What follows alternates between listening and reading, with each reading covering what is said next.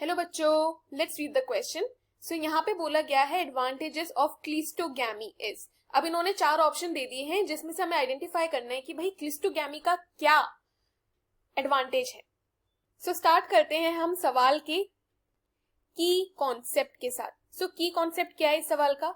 इस सवाल का की कॉन्सेप्ट है अबाउट क्लिस्टोगैमी। सो क्लिस्टोगैमी क्या होती है? क्लिस्टोगैमी ना एक टाइप की सेल्फ पॉलिनेशन आप कह सकते हो। अब सेल्फ पॉलिनेशन का क्या मतलब है? देखो, पॉलिनेशन का सिंपल मीनिंग होता है कि जो ट्रांसफर होता है ना पॉलन का ट्रांसफर जो होगा किसी एंथर से स्टिग्मा तक का जाना, उसको हम कहते हैं पॉलिनेशन। जब वो सेम फ्लावर के अंदर हो जाए उसको हम मेंशन कर देते हैं as self pollination. But the thing is कि क्लिस्टोगैमी थोड़ा सा अलग है। इसका एक कंडीशन है। कंडीशन में क्या है कि जो फ्लावर है ना वो फ्लावर क्लोज्ड रहता है, एज इन कि उसकी जो पंखुड़ियां होगी, उसके जो पेटल्स होंगे वो क्लोज्ड होंगे। सो उसके जो एंथर और स्टिग्मा होते हैं ना वो बहुत ज्यादा क्लोज होते हैं, तो वो अपने आप ही जो पॉलन है वो ट्रांसमिशन कर लेता है और वो सेम फ्लावर के अंदर ही ट्रांसमिशन करता है। क्योंकि क्लोज्ड है तो पॉलन के गायब होने की या फिर पॉलिनेटर पे डिपेंड होने की। अब पॉलिनेटर कौन है? पॉलिनेटर हो गए हमारे इंसेक्ट्स हो गए, बर्ड्स हो गए, जो कि पॉलिनेशन फैसिलिटेट करते हैं।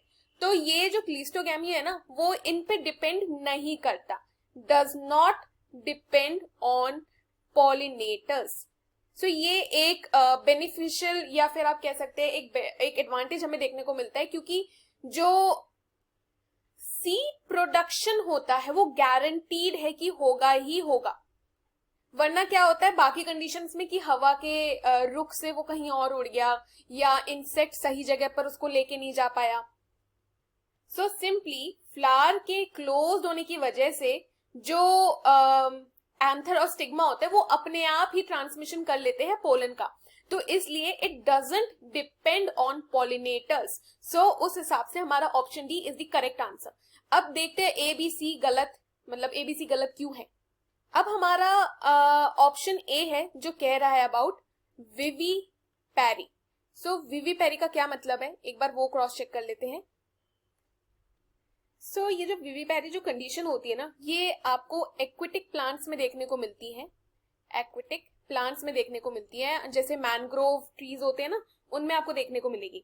और ये ऐसे एज सच क्लिस्टोगैमी से कुछ रिलेटेड है नहीं, सो इसीलिए ये करेक्ट ऑप्शन होगा भी नहीं। अच्छा, क्लिस्टोगैमी अबाउट पॉलिनेशन बताती है, बट ये जो विवीपैरी जो कंडीशन है ना ये बताती है हमें कि सीड्स और एम्ब्रियो के डेवलपमेंट, सीड और एम्ब्रियो का जो डेवलपमेंट है वो जो है वो शुरू हो जाता है बिफोर डिटैचिंग फ्रॉम पेरेंट।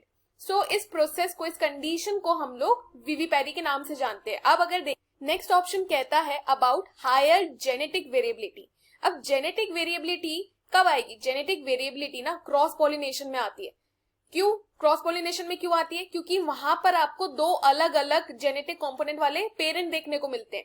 यहाँ पर क्या है, यहाँ पे जो दोनों पेरेंट होंगे ना, दोनों पेरेंट, बोथ पेरेंट्स, उनका जेनेटिक सिमिलैरिटी बहुत ज्यादा होगा। इसीलिए ना आपको जेनेटिक सिमिलैरिटी देखने को मिलती है लेकिन जेनेटिक वेरिएबिलिटी देखने को नहीं मिलती।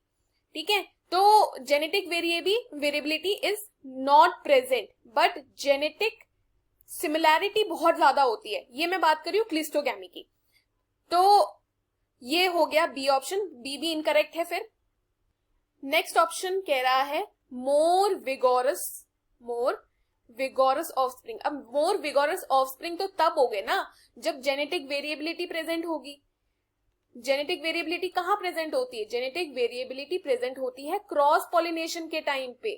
वो ये क्लिस्टोगैमी जैसे सेल्फ पॉलिनेशन के टाइम में नहीं होती।